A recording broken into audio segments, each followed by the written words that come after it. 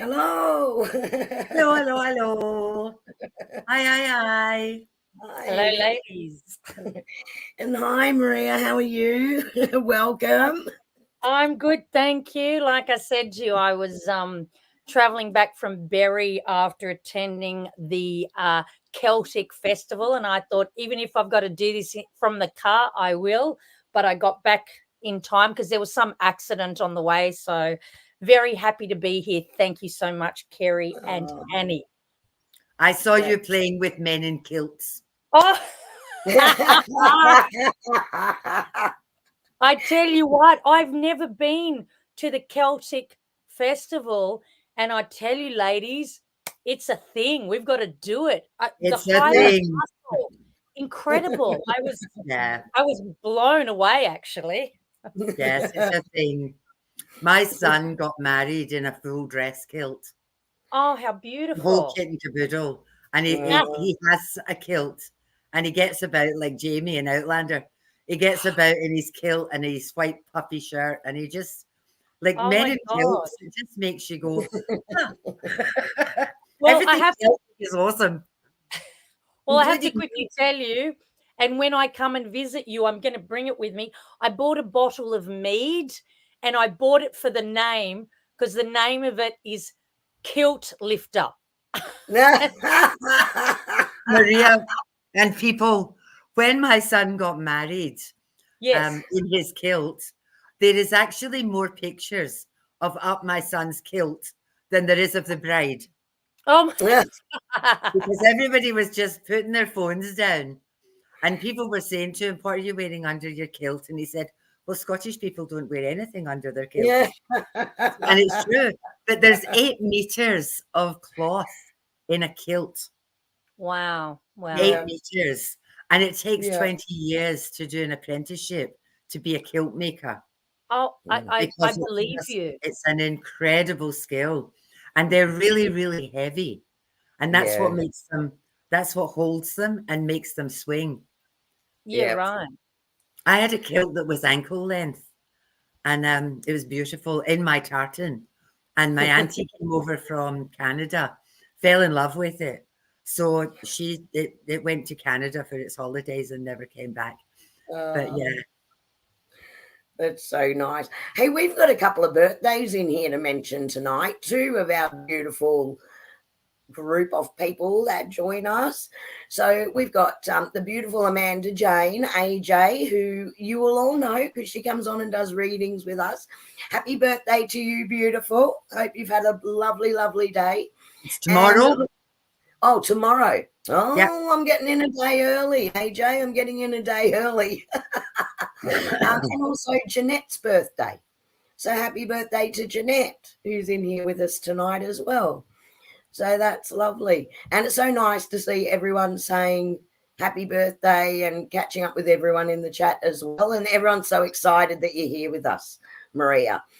Isa's online with us. And she said, look at the family member. So Maria was married to my cousin Dominic, and that's how we know each other. And she's considered family to me. And ever since Annie did a trip with me down to Sydney, well, she's just adopted everybody, didn't you? And they adopted you. Yep. I am now officially half Italian. Yeah. Yes. And part of that giant clan. Yeah. Yes. So that's just awesome. If you guys came to Scotland, we would just adopt you as well. It goes both ways. It goes both ways. Families who you create, not what you're born into. Correct. You know? Yeah. So the connection that you have. And a few hellos. Hello, Karen. Hi, Gail. Good to see you here. Hi, Marissa.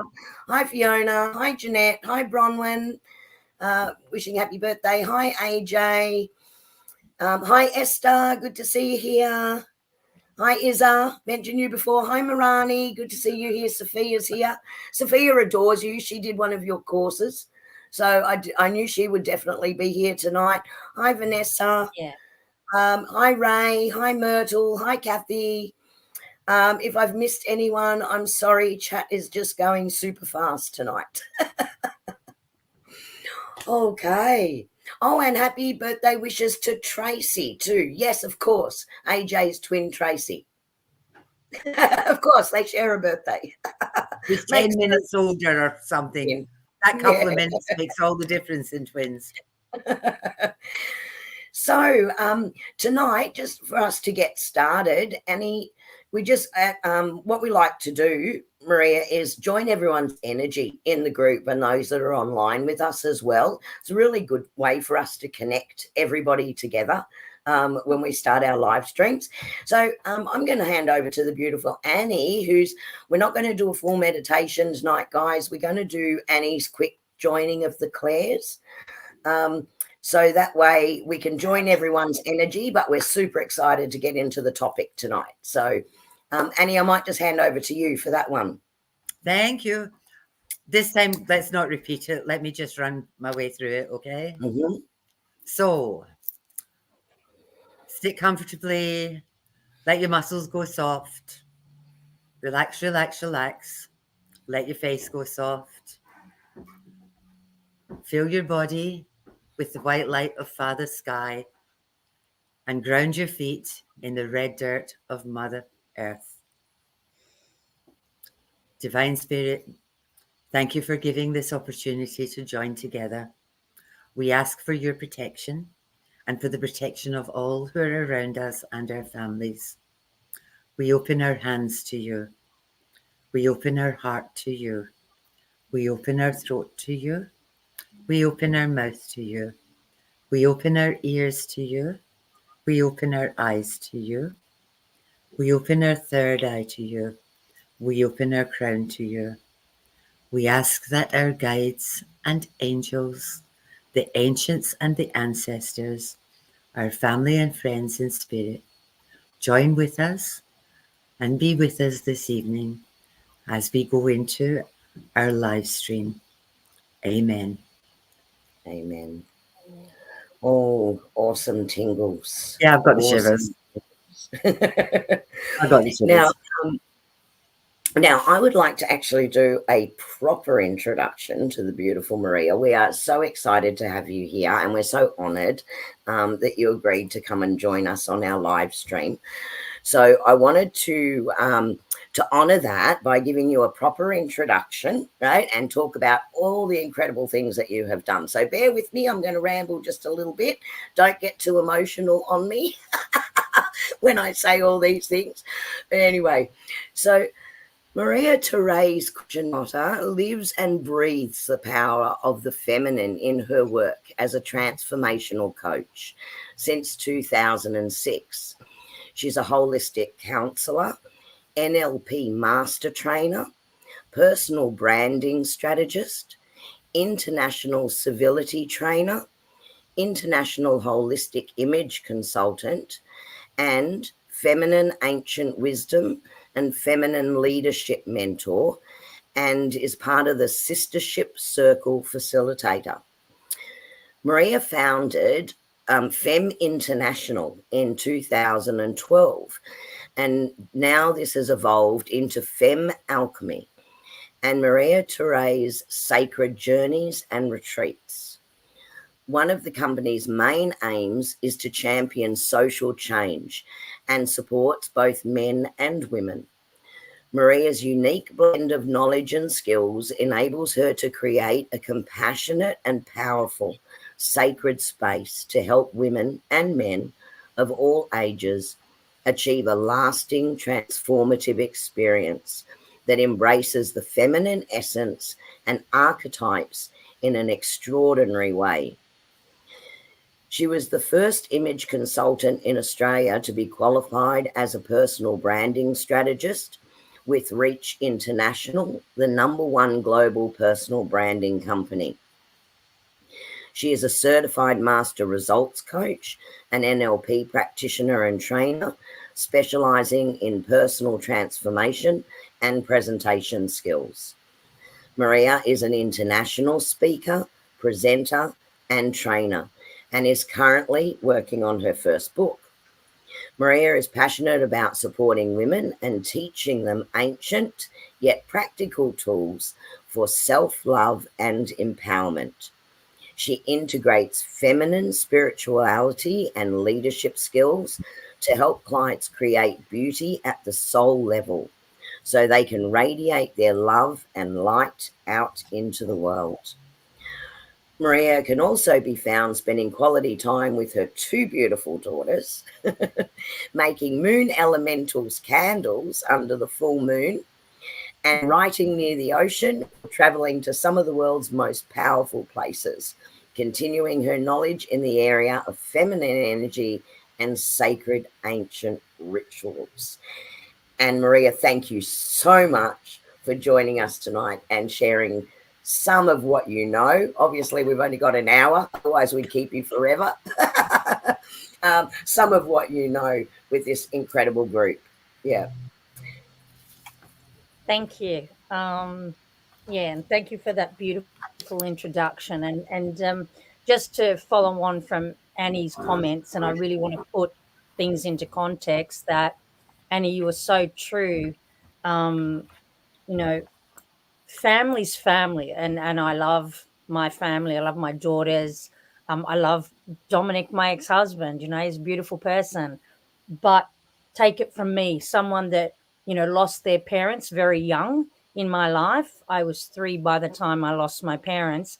I have been blessed to be raised by, yes, my extended Sicilian family on my dad's side, but I've been very lucky to have people like Isabella, who's like, yes, not my blood sister, but like a sister. Meeting you and Kerrie. I mean, I know Kerrie's been in my life through being an in-law for quite some time, but Annie, I only met you a few months ago and I felt so connected to you. And, you know, and like I said, because I had lost my parents so young, and especially my mother, I only found out a few months ago that my background on her side, I mean, she was Australian, but, you know, I didn't know her heritage till a lovely friend, another sister, did my ancestry. And I found out that I'm Sicilian, Irish, and Scottish. And it's like, and a few friends said, hey, that explains a lot. So I really want to speak to the fact that, you know, my why around the work that I do, the divine feminine, has been in my life from day one. and I really understand. I've had a lot of stops and starts in my career, and I've done a lot of different things, although there is a common thread. But, you know, the divine feminine, family, my heritage, that final piece, finding that out a few months ago, that Celtic heritage, it's like, I know, it's like a switch has been switched on in me, and everything's gone. And once that's happened, now all these opportunities are happening. And even, you know, this is the first interview I've done for a few years, because when the person who was like my cousin, was my sister, passed away, she was very sick, I sort of stopped. I had to step back from everything. And so this is the first interview I've done in a few years. So I'm really honored that it's with you guys. I feel safe. I feel happy to share. And yeah, so it means a lot, guys. I'm not kidding. It means a lot to be here. So thank you for giving me the opportunity. Thank you. We're delighted to have you. I'm going to get a pen. So you start talking and I'll go and get a pen because I want to write things down. Okay. And I'm happy for Annie to write things down, but as a thank you, I wanted to also, and Kerrie's going to take care of this for me. I wrote a little ebook quite a few years ago. I am going to update it, but it's still very relevant. And it's called Embodying the Essence of the Divine Feminine. And I'd like Kerrie to send it out to all of you here on the call tonight, because I value your time. And yeah, so you'll take care of that for me, won't you, Terry? Yeah, absolutely. So for everyone who's already on our mailing list, you will get that through our mailing list. If you're on here tonight and you're not on our mailing list, you can actually subscribe to our newsletters and mailing list through our website, angelfeathersspiritualsanctuary.com.au. and you'll receive that beautiful ebook. Thank you so much for gifting everyone that, Maria. That's just so beautiful. Of course. Thank you. Okay, so what are we here for? Well, I have done a few things in my career, but one thing I'm very passionate about is feminine archetypes. Now, when I talk about feminine archetypes, I talk about, you know, the feminine energy. It's not necessarily just, you know, males and females, because I actually have worked with both. I've counseled, coached, and worked with both men and women. And in fact, working with the divine feminine energy is something that, Annie, we spoke before, we both hold masculine and feminine energies within us. And it's very important that we acknowledge, look, we live in a patriarchal society. And the bottom line is that has, I think, impacted and hurt both men and women. And I think there's a shift happening. And I think it's time that we're starting to really usher in that sort of feminine energy. And I see it around myself. But let's start at the beginning. Archetypes. What are archetypes? Well, archetypes basically are, they're some of the earliest myths and stories, and they're actually in our subconscious. They're instinctive patterns that enhance and drive our behaviors. So archetypes are living, breathing energies, and they've been around for time immemorial. Let's start with the Greek philosopher Plato. They're universal stories, and they symbolize inner lessons. And regardless of what we were told, archetypes talk about the universal characters, and we meet some of those characters on our life path.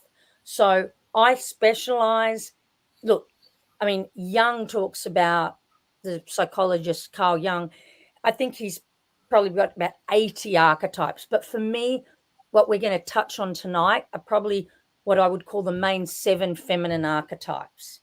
So they're energies. So let's start at the beginning. The first one is the maiden. So when we think about the maiden, we talk about the innocent, if we talk about a goddess, think about Persephone, who goes down into the underworld and then becomes queen of the underworld. The next archetype is the mother. So when you think of the mother archetype, you're thinking of caregivers, right? And so as far as a goddess associated with the mother archetype, you're thinking of Demeter. And Demeter in mythology was Persephone's mother. And so when Persephone went down, as mythology goes, when she went down into the underground, she was so devastated that she stopped spring and summer, and that's when winter came about. And so everything stopped growing because she was so upset. So Persephone cycled. She spent 6 months in the underworld, and then when she came up, we've got spring and summer. So there's such beauty and myth that, you know, and we hold different archetypes in different times in our lives. Next one is the queen archetype. So think of Hera or Isis. And when I talk about the queen, it's not in an egotistical way. The queen is like you're sovereign to yourself as a woman. The mystic, one of my favorite. And when I talk about the archetypes, like I said, I'm touching on the main 7 feminine archetypes. As I say them and describe them, you might be thinking, yeah, I can relate to that, or I can relate to the other one. I think we hold about, say, 2 or 3 that we really resonate with. But I suppose with my work, I would like us as women and even men, and this amazing teacher I know, he says, I resonate most with the high priestess archetype because he's very in touch with that healer, mystic high priestess. So, like I said, archetypes are living, breathing energies. The next one is the sage, the wise woman. Think of Athena, think of Ma'at. In Egyptian mythology, she was the goddess of, you know, like they said, when you went into the underworld or the afterlife, Ma'at would weigh your heart against a feather. And if your heart was as light as a feather, you were ushered in because you were pure of heart. The next one is the lover. So when you think about the lover archetype, you're thinking of the goddess Aphrodite in the Greek pantheon, or if you're thinking of the Roman pantheon, you're thinking about Venus. The next one is the huntress, the warrior woman. So you're thinking of Artemis, again, a woman, a goddess who was sovereign to herself, but she was also the goddess of wisdom, but she was the warrior. So they're like, in a nutshell, like I said, there's lots of archetypes, but I would say they are the main 7. So ladies, I mean, when I've named those 7, Annie, Kerrie, can I ask you, are there any that jump out that say, yep, I can resonate with that, or no, not me at all? Yeah, it's interesting because as you were talking through that, Maria, I was relating rather than to myself, to my own mother, you know. So I was saying, yeah, my mum was that. My mum, so sage, very wise woman. But also, sorry, and now I should have written it down like Annie, right, as you went. That's all right. The one that actually weighs the heart. Oh, that is the queen, and that is oh, sorry, forgive me. That's the sage, wise woman. Right. Okay. That's, So the sage. goddess Ma'at. Yeah, she was just so pure of heart, and she was so wise in her counsel. So as you were going through, I was actually, rather than reflecting on myself, which probably I should do some inner work on that, I was reflecting about other people that I know and who relates to.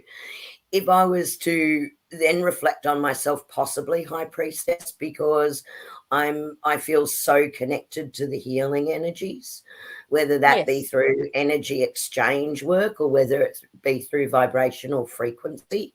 I would say that's possibly where I sit is somewhere in there. Yeah. Yes. And just to speak to that, because I was fortunate enough to know and adore your mother. She was a very beautiful woman, Auntie Madeline. But yeah, I can really resonate with that. And also for you personally, definitely the mystic, the healer, the high priestess. And I've been lucky enough to receive, some of the frequency work you do. And I love it so much. And, I'm looking forward to learning about it more myself, because it fits in beautifully with my work. Because again, when you were speaking about the things that I've done, yes, I've done image consulting and counseling and coaching and all that sort of stuff. But image consulting is just, I've never done, oh yeah, I'll take you shopping. I prefer working on one's inner game and their inner archetype and their inner, even NLP, it's how you speak to yourself and that sort of thing. So definitely for you, for sure, the mystic, the healer. But I've also had the pleasure of working and having an amazing reading with Annie. But what do you resonate with, Annie, from the ones that I've mentioned? Is there anything that jumps out to you? Yeah, there's a couple, and one, people who know me, I think, will understand. And the other one, people who think they know me won't understand. I really resonate with the huntress, the warrior woman. That I'm really strong on that. I really closely identify with that. For 45 years, I was in community as a community services worker, and I was a warrior woman. I was the voice for thousands of people who didn't have a voice. And I did a whole lot of the same. I did NLP as well. I've done multiple amounts of training, and every single sort of training that I've done, I worked with women. I worked in domestic violence. I did 7 years with women, single parents and things. And my whole thing was to get them to stand up for their rights and not be frightened and be really brave. And so and empower them. That was my whole thing. And I think I've been a warrior woman since I was about 3 years old. Now, the other one that I really resonate with, which is going to sound ridiculous to people who think they know me, is the innocent. Because I was talking about this to my husband 10 minutes ago, just before we started this. I do everything on instinct, Maria. Like Kerrie is analytical and questions stuff. And if she does something, she'll phone me up and she'll say, how do you feel today? I did this. And I'll say, I did that too. And she'll say, well, why did you do it? And I'll say, don't know, don't care, just did it. I just work. I don't question anything. Like, I just trust and go with it. And and when people do stuff that blindsides me, that innocent, it's completely screws with my head because I don't understand it. Does that make sense? And it's like, and the temptation to be really, really naughty is always there. But the innocent always wins. Does that make sense? I can't not be a truth teller. Yes. Because the innocent comes out and says you can't tell lies, and you've got to go with how you feel. And when people blindside me, I'm just gobsmacked because I don't get it.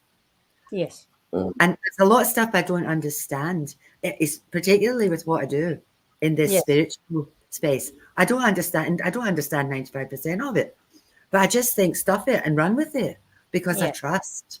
Yes. And that's that. It's that 3-year-old faith that I've got protection. I'm being looked after. The angels are with me. God's with me. I know that. And I just run with it.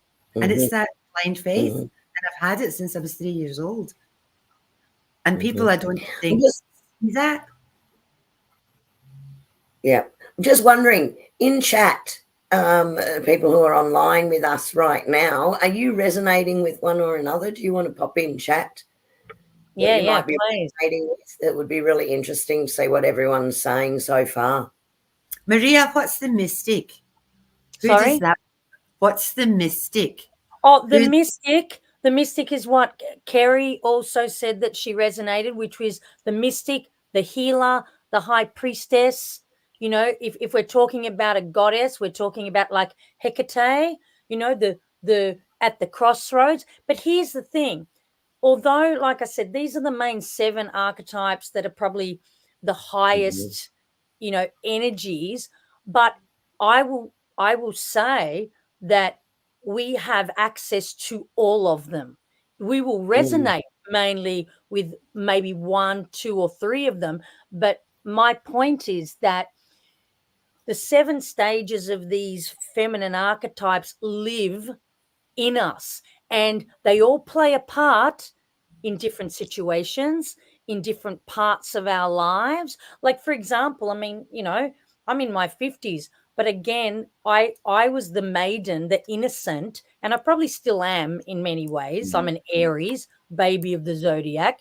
But also I know that I was a little bit of an innocent and a maiden because I was very protected growing up by those 3 beautiful Sicilian women that raised me. You know, they protected me a lot. And it's funny, you know, and I spoke to the woman I called mum before she passed, and I said to her, as much as I loved and adored you protecting me, like you, Annie, sometimes I'm blindsided when people act a certain way. I'm just like so shocked because I was quite innocent and naive. I mean, I adore my daughters, but they're more street smart than I ever was. Like, you know, and I said to mum, you know, you protected me and I really appreciated that. But here's the thing, and it took me a while to understand this, but when you're so protected, I also had something in my mind that what do you protect? You protect something so fragile. And I felt very fragile a lot of the times. I felt like the lost little orphan. But in more recent years, I have come to understand I also can relate to the mystic, the huntress, and also the sage, because rightly or wrongly, I've had some experiences in my life, which I'm writing about, that I understand I hold a lot of wisdom too that I never related to. So again, I invite everyone, and I'm loving to see the comments because I'm seeing them come up. There are some you will really resonate with, but I invite you to be open to having the other archetypes play into your life because it's such a complex, beautiful thing to draw on them. And in saying that, each archetype has a light and a shadow side. So it's really important to know that side of things as well, because we all have light and shadow. And again, like the mother has light and shadow. You know, and you don't have to be a mother to hold the mother archetype as well. You can really kind of, you know, hold those. So I think working with the feminine archetypes in their entirety, and like I said, there's like 60, 70 of them, you know. There's the trickster, there's the victim, there's the orphan, like there's so many. But these ones we're talking about tonight, tapping into them and learning to dance with the others is really, really beneficial for us as people. And I say men and women, you know, I don't know if we've got many guys on the call, but, you know, just working with them, you know. So I'm loving seeing some of the ones like, do you ladies, like, you know, a lot of the women here better than me. Are you resonating with the ones? And I like what you said, Annie.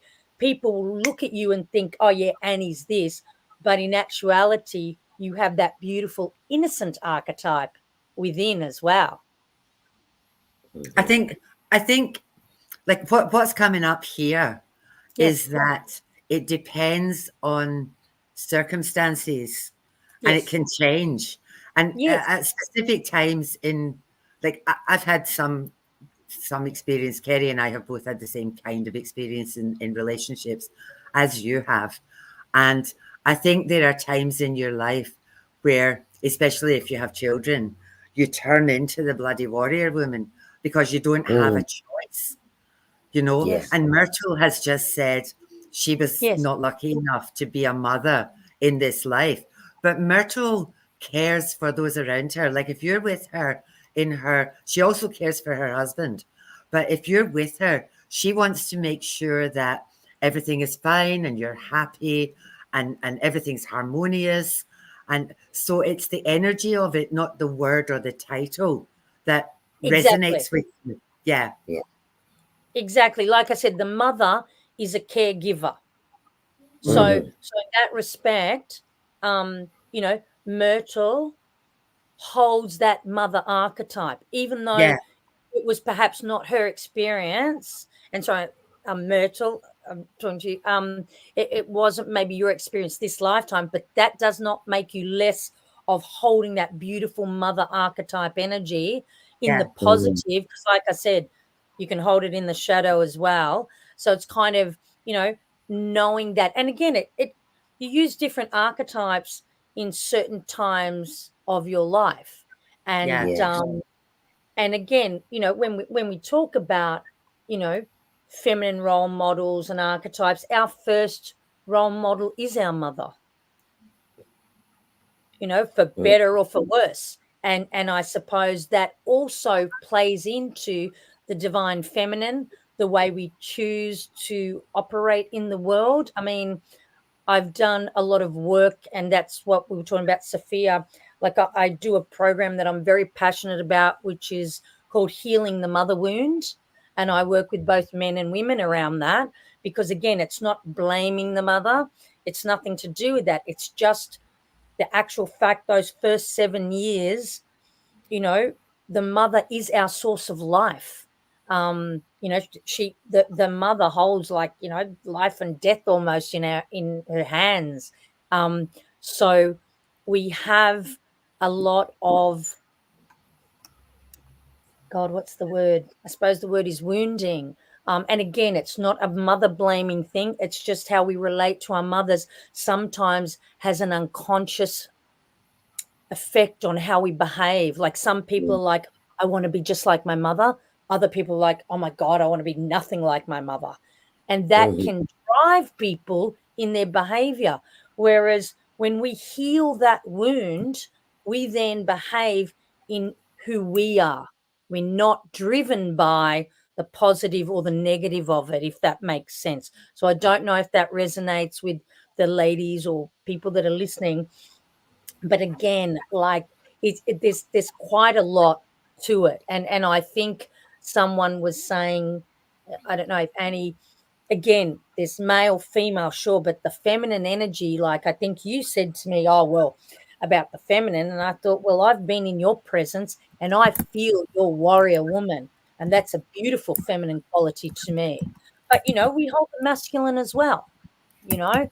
So I don't want people to think the feminine is like this, you know, and like I said, I'm not a young woman anymore. I mean, but, you know, the whole thing of, you know, the feminine or whatever, you know, this whole sort of like you've got to be 18 and, you know, blonde and whatever. I mean, that's the feminine has many faces, the crone, the lover, the mystic. Like I'm very much into like really honoring where you're at as a woman. And even in my image consulting work, there was never a woman I ever worked with that there wasn't something beautiful about her that we can enhance. Because I don't like that Trini and Susanna bullshit, like, oh sorry, like that.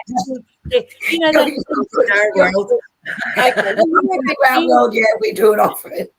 Well, you know those shows where it's like, oh, you look like crap and you need me to fix you. No, that's just actually rating rubbish.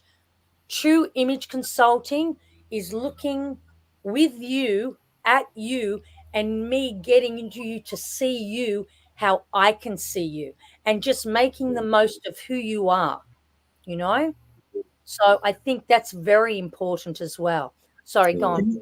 What's interesting is I had twin sisters, and then I was the oldest.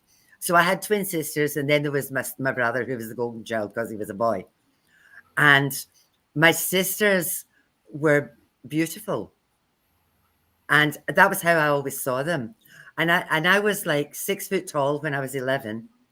And I Wow. had big fat fuck off glasses. And I was at a leadership course, Maria. And I was talking to the guy that was doing this leadership stuff with us. And he was talking about what shaped our personalities.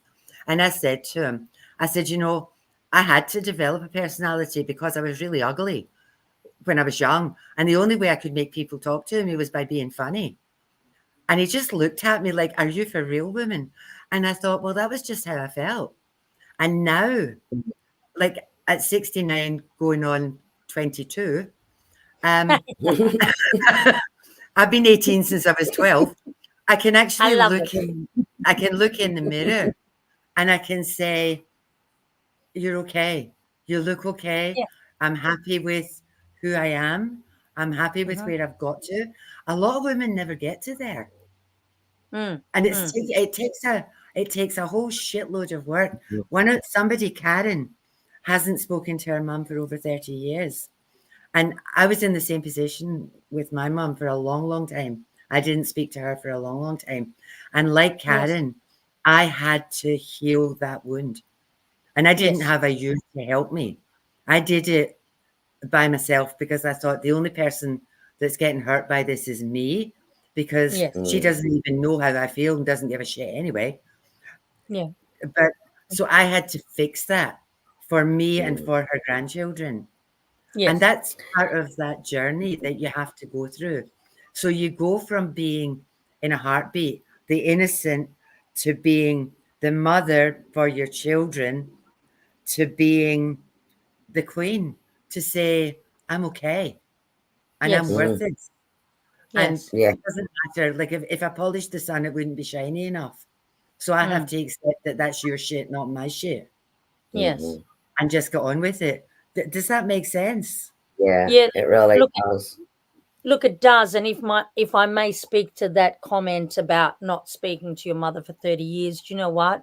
I totally honor that, because sometimes, and again, you know, I don't know about past lives and things like that, but, you know, sometimes we do have lessons in our lives.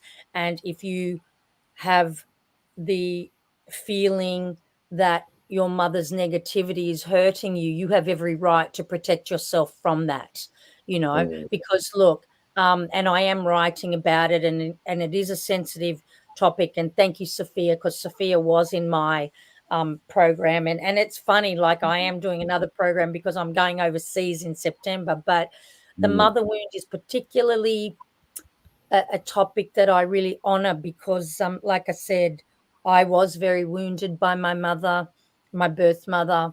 I mean, I was too young to know, obviously, but, you know, she did take her life when I was a baby, because, you know, they didn't understand postnatal depression and things like that. And I'm writing about my experience about that situation and a couple of other things that, you know, I will cover.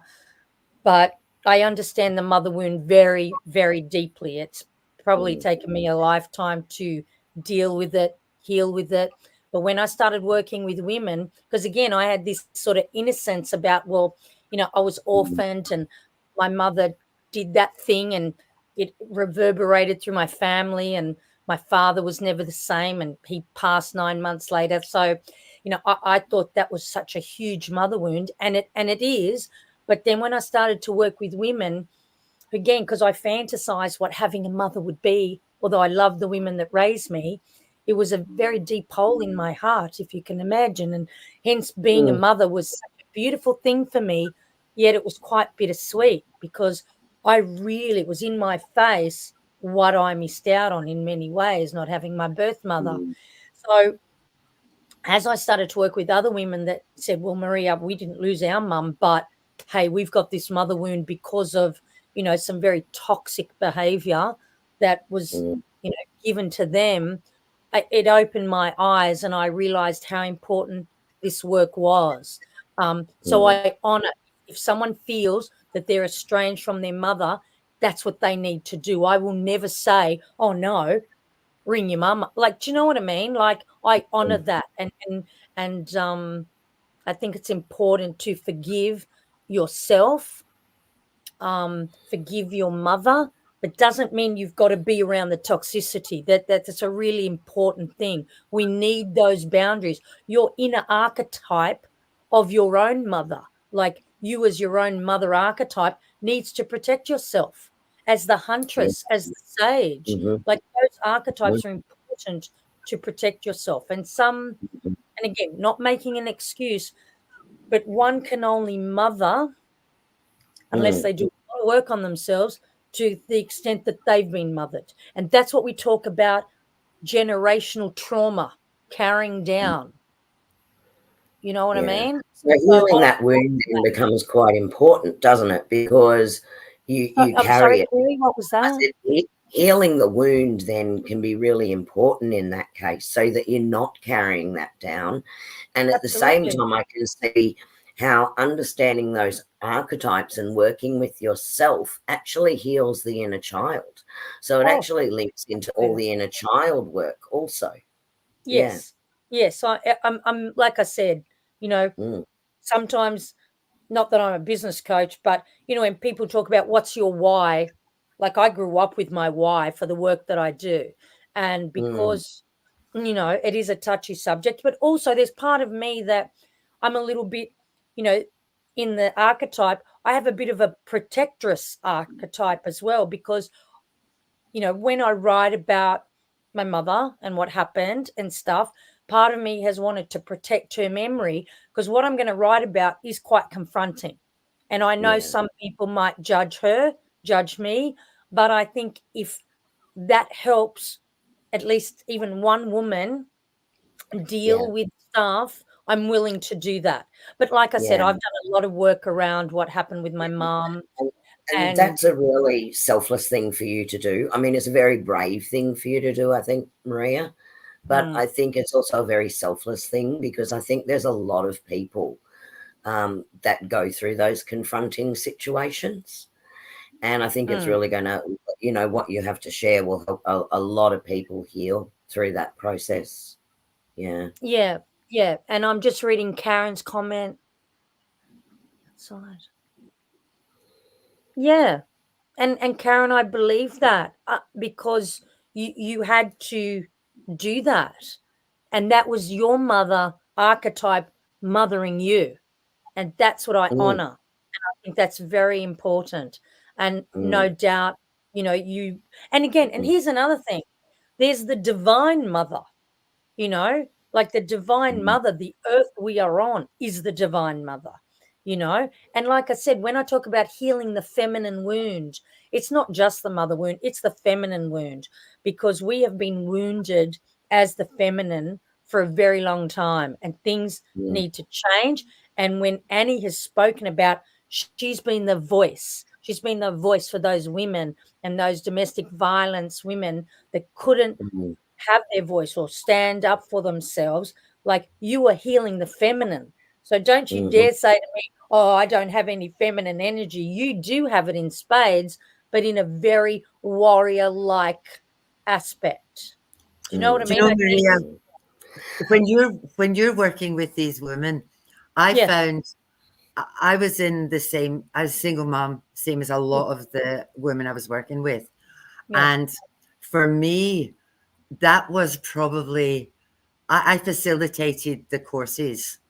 And I worked with thousands of women. I did that for 10 years. So I worked with lots and lots of people, you know, and I facilitated the courses. But I learned strategies from them. And by that synergy, like by sharing how their journey had progressed and what they had to do to protect themselves, not protect themselves against, you know, the domestic violence, because by the time I got them, they were out of it. I had them, most of them were out of it, you know, but I learned so much from the people that I worked with. I probably learned more from them than I ever taught them, because I was in that same space, you know, and there was somebody on here, Sophie, who, when you're in that space, and she's talking about the postnatal depression, when you're in that space, you feel like you're the only person there, and as a mother, we're supposed to have this instant bond with our child, and see when you don't get that, that's a shameful thing for a lot of people, you know, and then they don't talk about it, and they won't go and get help, and they won't, like, because everybody else is doing fine, because nobody talks about it, you know. Yeah. I just found and yet it's not, because it's so hormonal related and what's going on. So talking about it and actually seeking that help can make a huge difference. Yes. So reach out, make those connections. Yeah. And may I say, Sophie, it's very true, because you see, I guarantee my mother lost a baby before me. She was in deep grief. I was born in 67. They didn't talk about postnatal. As much as my father loved her and whatever, she was in a world of pain. And what did they do? Stick her straight on tranquilizers. In fact, when she was pregnant, she was on heavy tranquilizers. I personally, you know, and I've had my ups and downs, believe me. It's like it's taken me a while to get, you know, where I am. So it's something I feel very deeply, but also be very mindful of who you talk to, because I remember when I didn't have postnatal depression, but after I dealt with a lot of losses and losing family members and my marriage and a lot of other stuff, I went through a very tough time. And I remember sitting across, and I say this with respect, I mean, I dropped out of my psychology course, but I did my counseling coaching, but I sat across from a 25-year-old woman who had no idea of the depth of grief and everything I was going through. And I just felt not heard and not understood. So for me personally, I'm very passionate about women that have had depression or postnatal. Even though I personally haven't had it, I definitely have lived the result of what happened to my mother, you know, because you know, it is something that is a thing. It shouldn't have shame around it. It is a thing. And being a mother is a really, really big deal, you know, and it's not easy. You know, I just think it's very important to acknowledge that mothering isn't a walk in the park, and it shouldn't be portrayed at that, because when someone's having a tough time with it, they feel shame, you know. Maria, Veronica has asked, her daughter passed when her children were 5 and 2. So they lost their mum at very early ages. They've both had many challenges. So how can she help them without taking over? What would you say would be a strategy that could be used for someone in this situation? Well, may I ask, because I'm not sure if I'm understanding, how old are the daughters right now? They're 5.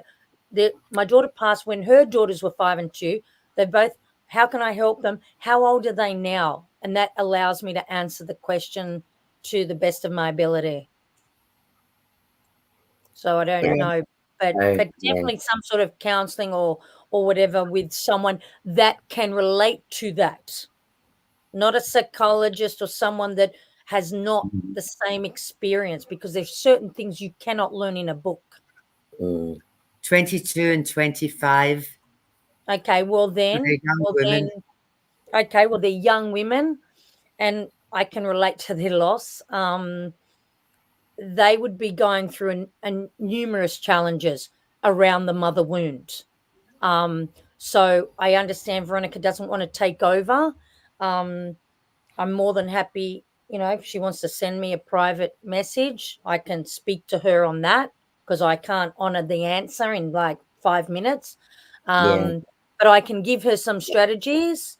You know, and it's a very public forum too. So Veronica, we will be sharing Maria's, I think they'll share also early on, but we'll be sharing Maria's contact details. So I'm happy to have a call with her, no problem. Yeah, I'll there you get go. on the phone with her, no problem. Yeah, because I'm in Sydney, I'm not there. Yeah. Yeah. So Maria, we're hitting 55 minutes now. I'd love to talk to you all night, and I'm sure everyone else would too. But we and again, thank you. So if you're online with us tonight and you're already on our mailing list, we will get that link out to you of that beautiful book. Yes, that, Maria is going to share with everyone online for being online with us tonight. If you're not, please go to our website, angelfeathersspiritualsanctuary.com.au. Subscribe to us there. That will give us your details and we will send the book to you that way. So it's a PDF book that you will then be able to download. So we've got your contact details there. So Maria Therase 444 on Instagram and on Facebook, and at Maria Therase, and that's with an A, everybody. Yeah, that's the way Dad spelt it. I don't know why, but that's what he chose to do. Yeah, and at Moon Elementals as well. So what you probably don't know is Maria makes these most beautiful candles, and she does. You infuse these under the moonlight, don't you, with the moon energy and crystal energy. Yeah, look, and the reason I do that growing up, when I thought about my parents, I looked up. I just looked up, and I love the moon, and and I'm an Aries and Leo and Aquarius moon sign, and I like fire, and I learnt to make candles. I don't consider myself very creative, but I just loved the alchemy of kind of making candles. So I make them under the full moon. I've only got 2 fragrances: Daughters of the Moon, which is Sheer Lily and White Rose, and Divine Harmony, which I love. And yes, I pour them under the full moon. I use crystals with them, and I also set them to 432 hertz music. Oh, beautiful. But I just do that as a passion, and I've made it. I've made it for weddings or special occasions. It's just something that, I like to do. You made us one, and we had it burning all the way through our retreat. Yes. And it's now over there, burning in my space. I begged Kerrie for it. We were leaving the retreat, and he goes, please, can I keep what's remaining in this candle? I said, of course you can. I said, I've actually been gifted one previously. Yes. And so of course you can. So she's got that one still now. But it works well because Annie has a beautiful space that we work in with the gathering group and other workshops at Annie's. So that's there. And you have a workshop too, Maria, coming up, don't you? Yeah, like I said, it's just something that I tend to do. Like I'm going overseas at the end of September. So what I'm doing for Sydney people, I'm doing sort of dancing with the archetypes on the 27th of July. But what I want to do after that, and that's what Sophia spoke about before, I'm doing this time a 7-week online workshop from the 7th of August. It's a Wednesday night. It's the day after my daughter Ariane's birthday, because she's on the 6th of August, my Leo girl. And it's going to be for 7 weeks. I think it's a Wednesday night. I'm just going to get those finer details. And again, it's going to be going through those 7 key archetypes. We're going to talk about the light, the shadow of them, how they can add to our lives, how we can navigate them. We're going to touch on the mother wound. So I'm going to do that sort of 7-week program before I go overseas, because I'll be finishing my book. And of course, if any of your lovely ladies or audience want to reach out through you or through me, I do, Zoom calls, I do one-on-ones. So I'm excited about offering that workshop before I go, because like you said, when I finish my book and come back, I'm going to be, like I said, it's going to be emotional for me and healing to finish it and to share about my story. I want to offer that before I go. Yeah, that's wonderful. So so follow Maria on her Facebook page, Maria Therase 444.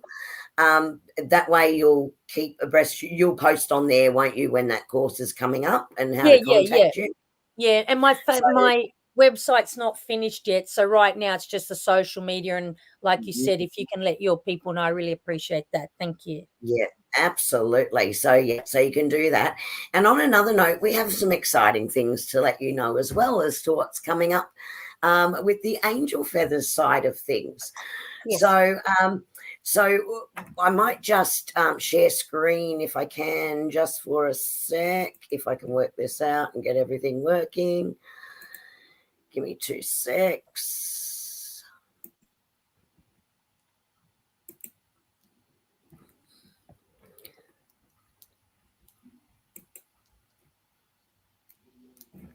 Okay, so over on our Angel Feathers Spiritual Sanctuary website, can everyone see that okay? Yeah. Under our events section, so when you go up the top and you click on events, if you go down here, you are going to see that excitedly Cucinotta workshops will be happening in both Sydney and Redbank Plains. So in Queensland, if you want more information, you can click here and it'll take you into what's being run in the Cucinotta workshops in both Sydney and in Brisbane. Over at Redbank Plains will be August 17th to the 18th. You can come along and actually do the Yamana technique course on the 18th of August, or you can attend a workshop with the beautiful Cucinotta on August the 17th. All of the information is here for you, and it'll explain how it works. We've got costs, etc. in there. And this link here, if you want to register and come along to those, when you click on this link, it's going to take you across to Nate's Pellowa space. And we're doing the bookings through the one site, through Nate's Pellowa space. So we are really excited. So, sorry, I should have gone down. Redbank Plains in August, the 17th and 18th. And in Sydney in November 9th and 10th. Now, the reason why we want to let you know is there are limited places for both of these. So it's a first in, best dressed basis. It's 8, isn't it, Annie, for the Yamana technique? Yeah, and there's only 6 places left already. Right. Wow. For the Queensland one. And I'm not sure, do you know the maximum numbers for the workshop, Annie? Was that the same? 15 for the workshop. So we're on limited numbers. So that's why we wanted to let you all know first that it's now up there and available for you to have a look at. And when you click on that link, it's going to take you across to Nate's Pellowa space website, where you can actually fill in the booking sheet there. Now, I've got to stop sharing that one because I've got another exciting thing to share with you. Nate couldn't be with us tonight, unfortunately, because, he's off seeing a musical. But, that's okay. He's going to see Gentlemen Prefer Blondes. Yes, please. So he dumped us tonight for Gentlemen Prefers Blonde, but we'll forgive him. God, Nate. I know you. I know, Nate. That's okay. But we also wanted to show you, when I click on here again, share screen, that we've also got, and a lot of you will know about this, the Light Walk Challenge. So the Light Walk Challenge is also starting next week. So connect with your angels, get healthy and grow your wings. All the details are here. So you can link to that again from the Angel Feather site, or you can go straight into Pellowa Space website and click on the link on the front page. Just scroll down, you'll find the link there. It explains all about what a light walk is, how to take part, and it's a 5-week Angel Light Walk Challenge. Now, what's exciting about this is everyone who joins in this, there is one lucky person that's going to win a free Pellowa session. I'm sorry, a free Yamana session with Which Nate. Is incredibly, amazingly awesome. So get involved with that one as well. So a couple of exciting things from our side that we just wanted to share with you all. So I'll stop sharing on that one. Head back. So Annie, we're just now over the hour. Do you have your cards handy? I'll grab mine. do, indeed. Ah. Why would I'll I grab not? mine. We'll do a 3 cards each, maybe draw for the collective, a message for tonight. Yeah, they've just fell out, thrown themselves on the table. That's the problem. And yeah, and look, thank you so much, Maria. I agree with Isabella. It's so interesting and insightful. Of course, there's only so much that Maria can share with us in an hour on this. So you've just really just skimmed across the top of this. Yeah. So please check out her upcoming courses. They are so worthwhile. Sophia did it. She's been talking in chat about how beneficial the courses with you are. So please do that. And Veronica, it was, please reach out to Maria. Yeah, she's more than willing to have a chat with you personally. Of course. Can I go first, Kerrie? Go for it, because I'm still connecting. Oh. Reconciliation. Nice. You know, tonight I feel that card is about reconnecting to your divine feminine energy. That's what that's about. It's about recognizing where you are at the moment in terms of that feminine energy, and also recognizing if there's anything that you need to let go of. My second card that I pulled out is that. Oh. Beauty. I didn't pull these. They threw themselves on the table. That's what happens.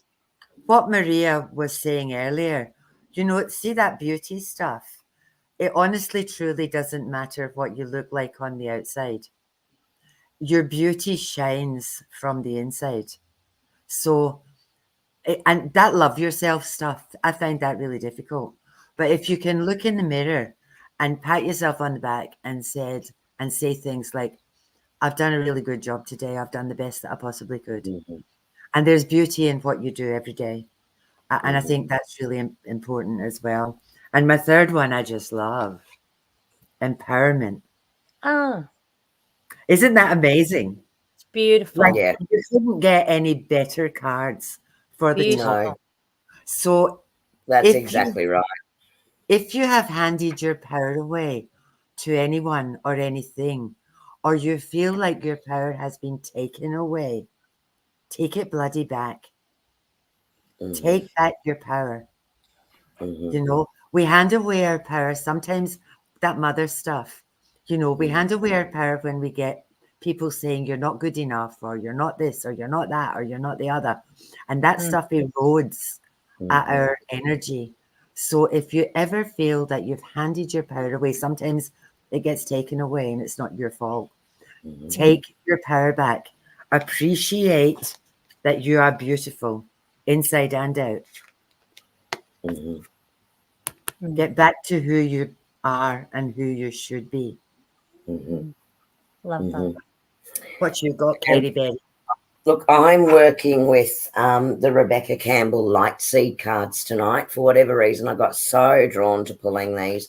And the first card that came out was this beautiful card here, New Earth. Now, what this card actually talks about is it's all happening. Keep holding the vision.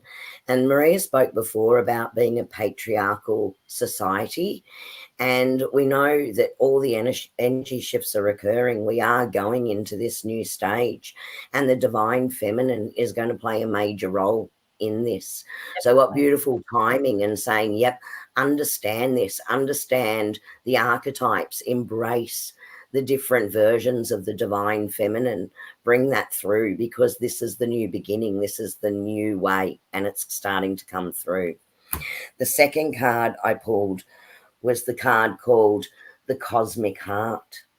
Right? It's a beautiful, beautiful card. And it talks about devotion and make your life a moving prayer. And that's an interesting one, because in thinking about the context of what we've been talking about, it's about honoring all those archetypes, honoring the beauty within you, honoring the divine feminine. So again, it's bringing that through and doing that almost like a daily prayer in your life, to embrace that within you.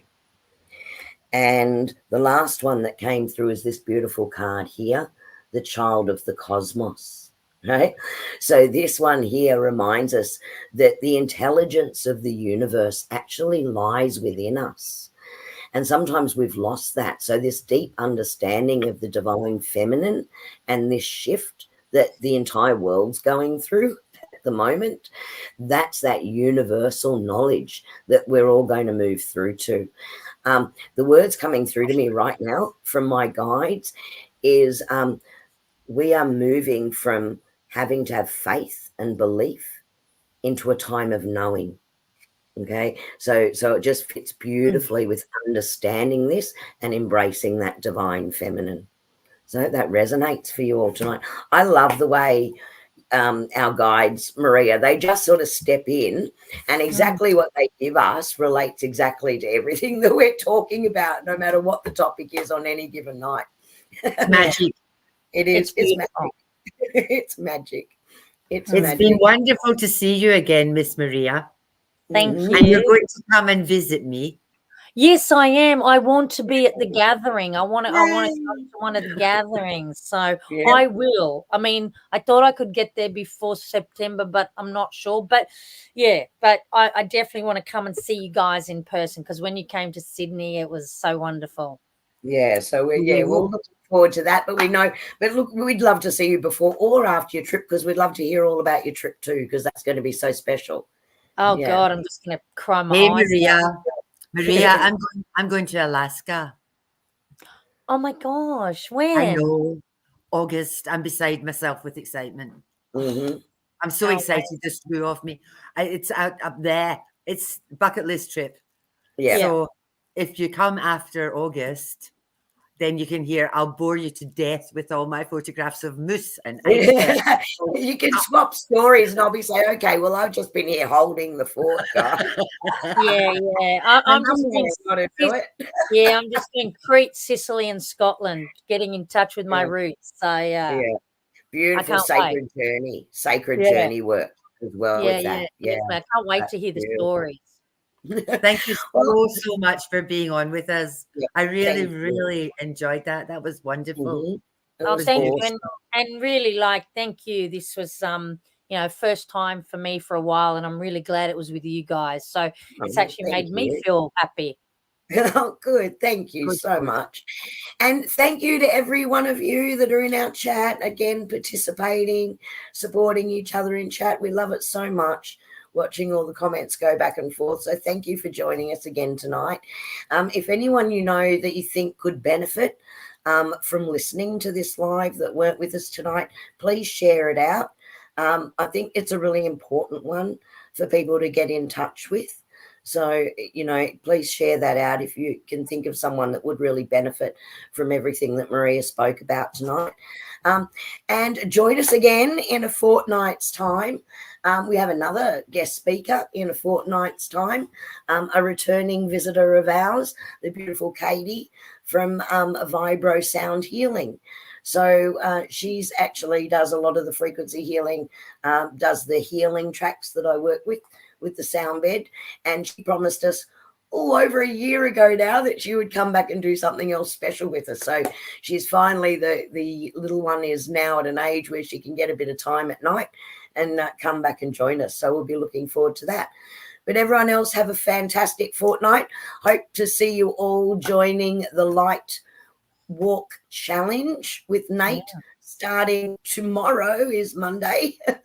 Some of you have already started, which is great, but he's doing them in sequence. So he's actually going to be sharing with us which archangel to take our light walk with. So this is going to be a really exciting time. And if you're interested in those workshops, please get onto the website and check those out as well. Thank you also to those who've contributed to our Buy Me a Coffee site. We really appreciate that. We had 2 donations the last week, which I did In our intro, there was a thank you to everyone, but Karen, thank you so much for your donation, and Belinda Sullivan, thank you so much for your donation as well. That really helps us out with our streaming costs for these live shows, so it keeps us being able to offer them to everyone free. So we're so grateful for that. Okay, take a breath, stop talking. Thank you to the beautiful bubble girl, Colleen. Thank you, Colleen. Thank you, Colleen. Thank you, everybody. Thank you. Thank you. Love you. Love you. We will see you in a couple of weeks. Remember to subscribe to us online if you want Maria's book and you want our newsletters. Yeah. Okay. And off we pop with love and light. Bye.